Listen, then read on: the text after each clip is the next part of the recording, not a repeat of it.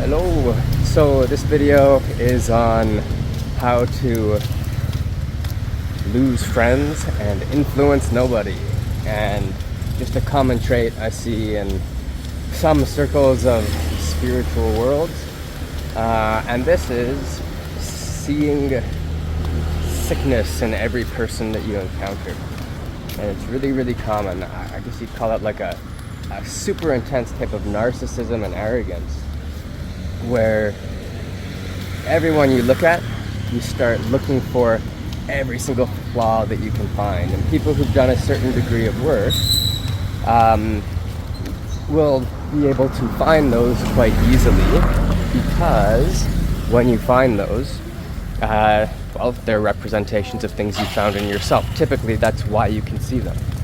Now, the issue arises when the person who is seeing the flaws, the quote-unquote developed person, looks for those flaws and then takes pride in their ability to bring those out further, or even in some cases to manufacture them, to impose emotional strife and trauma onto somebody else.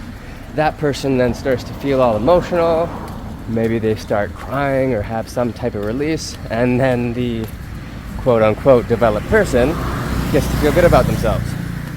So, something to pay attention to in yourself and in people you encounter. If you're walking this path, if you feel that someone is trying to validate themselves through imposing or exposing your own pain, it might not be in your best interest to be hanging around with that person.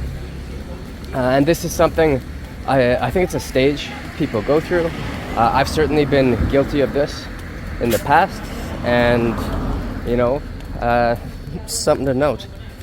All right, hope this was entertaining. Bye.